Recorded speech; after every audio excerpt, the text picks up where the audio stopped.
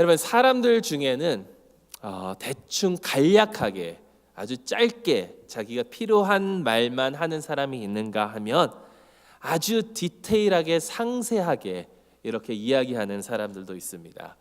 제가 처음에 어스틴에서 중고등부 사역을 할 때 저희 중고등부 교사 중에 정말 말을 뭐 하나 디테일 하나 빠뜨리지 않고 이렇게 상세하게 하는 그런 교사가 한 명 있었습니다. 이 친구가 중학교 선생님이었는데 이제 그 중고등부 교사들끼리 기도 제목을 함께 나누십시다 하면은 뭐 대충 뭐 보통 이러잖아요.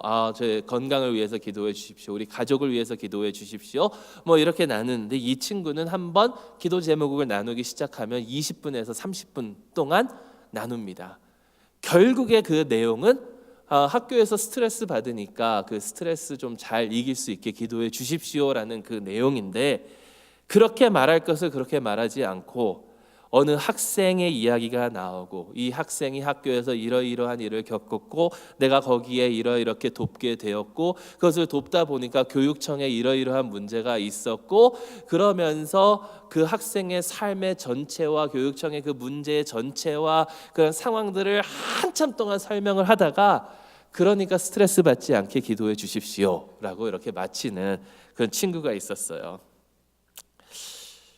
이렇게 디테일하게 이렇게 하니까 때로는 솔직히 말씀드리면 짜증날 때가 있습니다. 아니 지금 회의가 한 2시간 지났는데 이제 빨리 기도 내용 나누고 함께 기도하고 가야 되는데 별거 아닌 내용을 30분 동안 이렇게 말하다니, 시간도 없는데 그냥 간략하게 얘기해 주면 되는데. 근데 여러분, 때로 우리가 그런 사람들과 접해서 이야기를 듣다 보면 때로는 그것이 짜증날 때도 있지만 어떨 때는 거기에서 우리가 그냥 기도 제목을 나눴을 때 아니면 그냥 얘기를 나눴을 때 알지 못하는 더 깊은 내용을 생각하면서 나아갈 수 있다는 겁니다. 여러분, 사복음서의 그 저자 중에 누가가 바로 이렇습니다. 왜냐하면 요한이나 마태나 마가보다 더 상세하게 모든 것을 기록하고 있는 저자가 바로 누가입니다. 아마 그가 의사였기 때문에 그런 면으로 이렇게 디테일을 중요하게 생각하는 그러한 훈련을 받았겠지요. 그래서 오늘 말씀도 예수님께서 제자들을 부르시면서 너희가 사람을 낚는 어부가 되게 하리라 라는 이 말씀이 공관복음에 다 나오는데 마태와 마가복음과는 달리 그 전체적인 상황을 누가는 아주 상세하게 기록하고 있다라는 것입니다. 여러분, 마태복음이나 마가복음을 보면 예수님께서 갈릴리 호숫가를 가시다가, 여기에는 게네사렛 호숫가라고 했는데 게네사렛 호수가 갈릴리예요. 다른 이름으로 갈릴리 해변을 이렇게 가시다가 베드로가 이제 그물 씻는 것을 보시면서 나를 따르라, 그러면 내가 너를 사람 낚는 어부가 되게 하리라. 그래서 베드로와 안드레 그리고 다음에 야고보와 요한이 예수님을 따랐다라고 간략하게 기록이 되어 있습니다. 근데 누가는 그 상황이 있기 전에 그 내용들을 쫙 상세하게 기록하고 있어요. 예수님께서 하나님 말씀 선포하시는 그 사역을 하고 계셨고 때마침 게네사렛 호숫가에서 계셨는데 많은 사람들이 와서 예수님의 말씀을 듣기를, 하나님의 말씀을 듣기를 원하셨다라는 겁니다. 이렇게 많은 무리가 올라오자 예수님께서 어느 한 배에 오르시고 그 배가 시몬 베드로의 배였고 그 배를 육지에서 조금 떼기를 청하시고 거기에서 앉으셔서 말씀을 가르치셨다라는 거죠. 그 시대의 풍습은 저처럼 이렇게 서서 설교하는 것이 아니라 하나님의 말씀을 나눌 때는 앉아서 하는 것이었습니다. 근데 많은 사람들이 모여드니까 앉아서 이야기를 하다 보면 이 목소리가 전달이 제대로 안 될 때가 많습니다. 그러니까 그 지형을 예수님께서는 사용하셔서 거기에 그 해변가에 이렇게 언덕들이 둘러싸여 있고 사람들이 그 언덕 위로 올라가면서 앉았고 예수님께서 배에 오르셔서 이렇게 말씀하실 때 그 지형 때문에, 그 원형극장 같은 그 지형 때문에 그냥 보통 목소리로 말씀을 하셔도 수많은 사람들이 다 들을 수 있는 그런 상황이 되었다라는 것이죠. 말씀을 다 가르치시고 시몬 베드로에게 이렇게 말씀하십니다. 깊은 데로 가서 그물을 내려 고기를 잡으라고. 그러니까 시몬 베드로가 약간 불만 섞인 듯한 그러한 말투로 대답을 합니다. 선생님, 밤새도록 잡았는데 아무것도 잡지 못했습니다. 그러면서도 그래도 선생님께서 하시랬으니까 하겠습니다라고 하면서 가서 그물을 내렸고, 그 결과 너무나도 많은 고기를 잡아서 도무지 이것을 감당하기가 어려워 다른 배가 와서 도와달라고 하였고, 그 두 배가 가라앉을 정도로 많은 물고기를 잡았다라는 것이죠. 시몬 베드로는 이 사건으로 놀라서 예수님 앞에 나와 자기에게서 떠나가기를 간구하였고, 예수님은 시몬과 동료들에게 나를 따르라라고 하셨고, 그들은 모든 것을 버리고 예수님을 따랐다라는 것입니다. 여러분, 다른 복음서에서 나와 있지 않는 이 처음에 나와 있는, 그리고 예수님께서 시몬 베드로와 말씀하시는 이 대화를 보면서 우리는 무엇을 생각해 볼 수 있을까? 저는 여기서 이런 생각을 한번 해보면 좋을 것 같습니다. 예수님께서 베드로에게 깊은 곳에 가서 그물을 내리라고 하셨을 때 베드로의 기분이 어땠을까? 베드로는 무슨 생각을 하고 어떤 기분이 들었을까? 여러분, 우리가 베드로의 마음을 정확하게 읽을 수는 없겠지만 우리의 상상력을 동원해서 우리가 좀 생각을 해볼 수 있는 것들이 있죠. 만약에 내가 베드로의 입장이었더라면 예수님께 어떻게 반응했을까? 여러분, 이 이야기를 잘 생각해 보시기 바랍니다. 왜냐하면 성경에 나와 있는 이야기를 우리는 그냥, 또 특히 간략하게 나와 있기 때문에 그냥 읽고 넘어갈 때가 많지만 그 상황을 생각하면서 들어보시기 바랍니다. 예수님께서 베드로의 배에 올라가셨을 때에는 이미 베드로는 낚시하고 돌아와서 그물을 씻고 있는, 정리하고 있는 그러한 시간이었습니다. 베드로는 동료들과 밤새도록 일을 했습니다. 잡은 것이 없었습니다. 그들은 육지로 돌아와서 이제 마무리 작업을 하고 그물을 씻고 정리하고 이제 돌아가서 좀 쉬고 다음에 나갈 것을 준비하는 그러한 상황이었겠죠. 잘 쉬어야 다음 일을 잘 준비할 수 있으니까. 그런데 예수님께서 베드로에게 갑자기 깊은 곳에 가서 그물을 던지라라고 말씀하십니다. 여러분, 이 말을 들었을 때 베드로는 어땠을까요? 베드로가 말합니다. 선생님, 우리들이 밤이 새도록 수고하였을 때 잡은 것이 없습니다. 아니, 아무리 당신께서 선생님이고 하나님의 말씀을 전하는 자고 그렇지만 저는 어부입니다. 제가 잘 알죠. 당신은 목수 출신이 아닙니까? 낚시는 밤에 해야 되는 것이 이렇게 낮에 하는 것이 아닙니다. 그리고 이 그물 씻는 이거, 이 정리하는 이게 보통 일인지 아십니까? 이제 겨우 다 정리했는데 이제 또 나아가서 그물을 던지라니요. 지금까지 고생하고 이제 조금 쉬려고 하는데 이걸 가서 던지라니요. 그럼 하고 나서 또 다시 정리해야 되고 하는데, 여러분, 다 맞는 말이 아닐까요? 여러분, 낚시 혹시 좋아하시는 분 계신가요? 저는 낚시를 별로 좋아하지는 않습니다. 다들 그 손맛을 봐야 그때부터 빠진다라고 하는데 손맛을 못 봐서 그런지, 제가 텍사스에 처음에 갔었을 때 거기에서 이제 텍사스에서 낚시 간다라고 하면 사람들이 의아해하는데 거기도 골프만이 있거든요. 골프만으로 가서 저희 교회 장로님 중에 아주 낚시를 좋아하시는 장로님, 참 희한한 장로님이세요. 생선 요리는 절대 안 드시는 분인데 낚시는 되게 좋아하세요. 그런 장로님이 계셔서 그 장로님 아내분이 전도사님이셨고 저희 교역자들과 다 함께 낚시를 하러 갔어요. 낚시를 하러 가서 아무리 해도 아무것도 안 잡혀서 먹이로 가져간 새우만 삶아 먹고 온 기억이 있습니다. 그래서 별로 안 좋아하는데, 여러분, 그렇게 취미로 하는 낚시야 언제 가도 사실 상관이 없죠. 근데 이게 일이 돼서 내가 이 어부의 일을 한다면 여러분, 보통 낚시는 밤에 하게 됩니다. 특히 갈릴리 지역의 낚시는 밤에 하도록 되어 있다라고 그래요.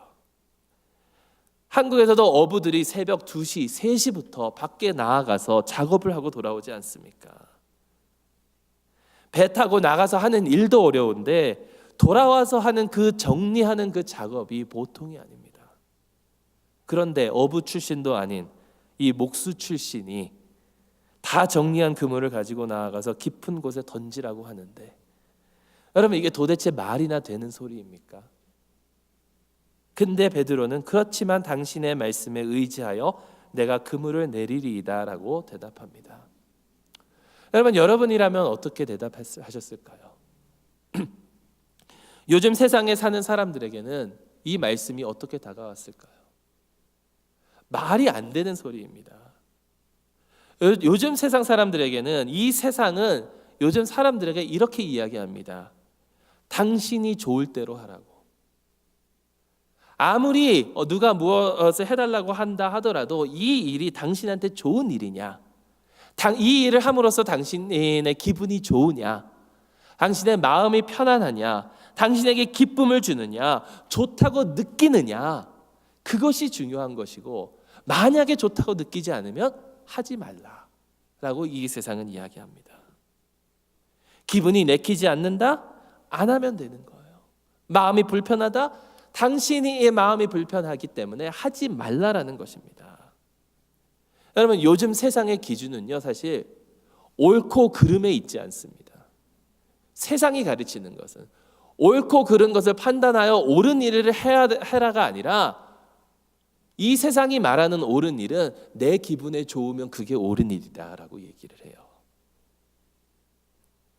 한동안 한국에서 젊은이들 사이에 유행한 그런 단어가 있습니다. 여러분 들어보셨는지요? 욜로라는 단어 들어보셨어요?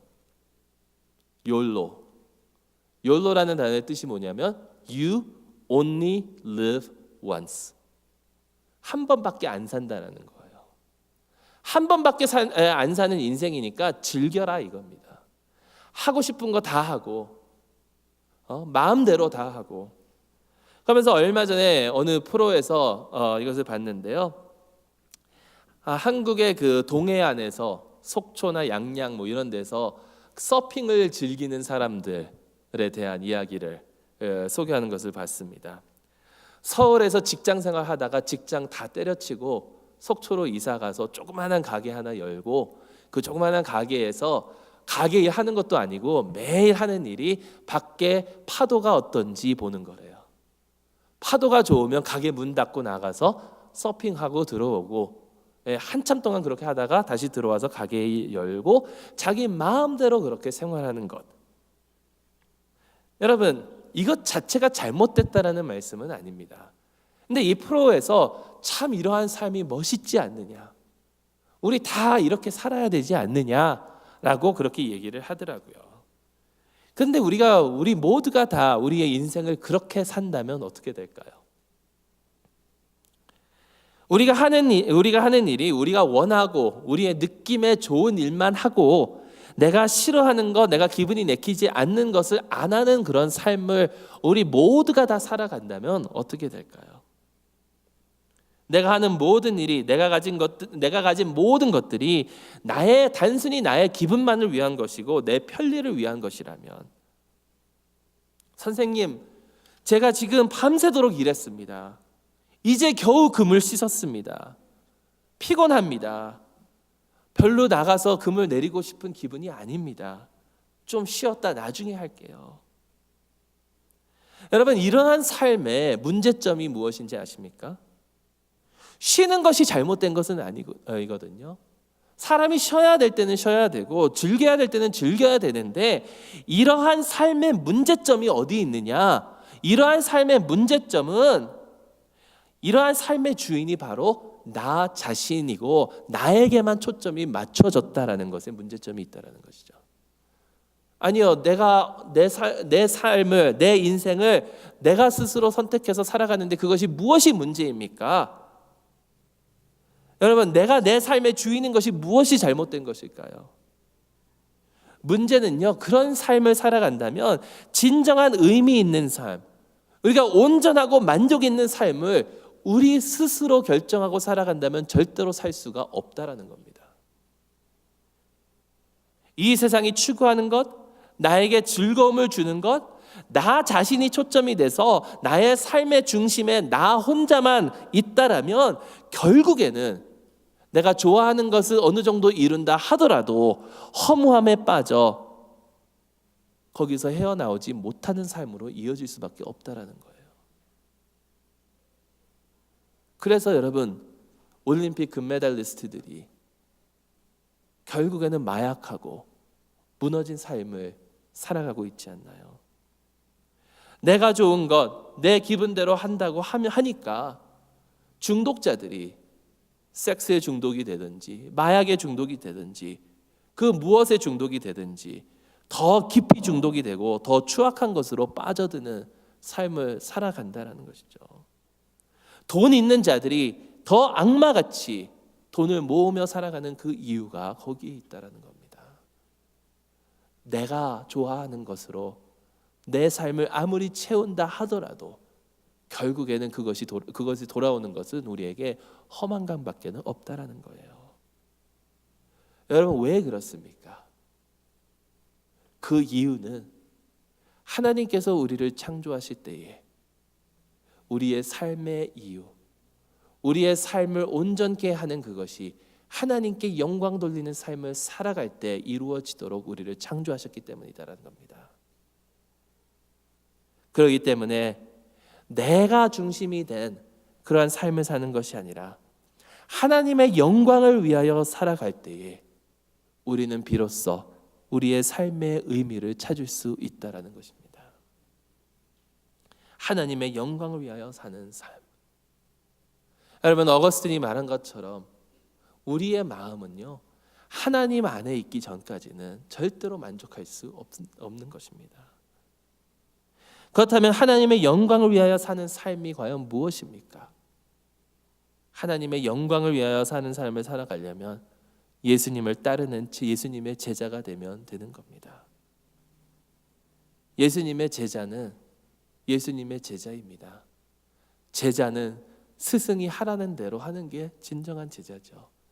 예수님을 따르는 자들은 예수님께서 하라고 하는 것을 따르면서 사는 그러한 사람이 바로 예수님의 제자입니다. 내 기분에 따라서 이것을 하고 저것을 하고가 아니라 내 생각에 따라서가 아니라 내가 머릿속에서 나온 그 계산에 따라서가 아니라 예수님께서 깊은 곳에 가서 그물을 던지라고 하시면 깊은 곳에 가서 그물을 던지면 된다라는 거예요. 방금 전까지 아무것도 잡지 못했다 하더라도 이제 겨우 막 그물을 씻었다 하더라도 예수님께서 말씀하신 대로 하면 된다라는 겁니다. 왜? 예수님께서 말씀하셨으니까. 베드로가 말합니다. 말씀에 의지하여 그물을 내리리이다.